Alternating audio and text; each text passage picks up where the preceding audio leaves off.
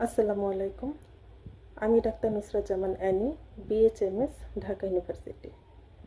আজকে আমি seasonal flu নিয়ে আপনাদের সাথে অল্প কিছু আলোচনা করব। এই শীতে সিজনাল ফ্লু অনেকেই ফেস করে থাকে, তাই রিলটা শেষ পর্যন্ত দেখুন। সিজনাল ফ্লুতে সাধারণত যেসব সিমটমগুলো আসে সেটা হচ্ছে জ্বর, কাশি, নাক বন্ধ, মাথা ব্যথা। তবে সবার ক্ষেত্রে একই রকম সিমটম আসে না। সিজনাল ফ্লুটা মূলত ভাইরাসের কারণে হয়ে থাকে। এছাড়া ঠান্ডা আবহাওয়া, শীতে ইমিউনিটি কমে যাওয়া, এসব কারণেও হতে পারে। এখানে রিস্ক ফ্যাক্টরগুলো বেড়ে যায় যদি আমরা হাইজিন মেনটেন না করি।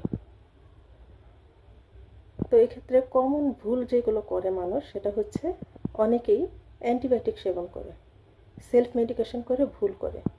এরা সিচুয়েশনকে আরও ওরসেন করে ফেলে। তো এখানে আমরা হোম কেয়ার যেগুলো করতে পারি সেটা হচ্ছে হালকা কুসুম গরম পানি পান করতে পারি, বিশ্রাম নিন, হাত ধুয়ে রাখুন, সবসময় হাইজিন মেনটেন করুন, ঠান্ডা খাবার বা ঠান্ডা পানীয় অ্যাভয়েড করুন। হোমিওপ্যাথিতে সিমটম অনুযায়ী মেডিসিন ইউজ করা হয়, তাই নিজে নিজে ওষুধ সেবন করবেন না। কখন ডাক্তারের কাছে যাবেন জেনে নেই। যদি 3 দিনের বেশি জ্বর থাকে, শ্বাসকষ্ট হয়, তাহলে অবহেলা না করে দ্রুত ডাক্তারের কাছে যান।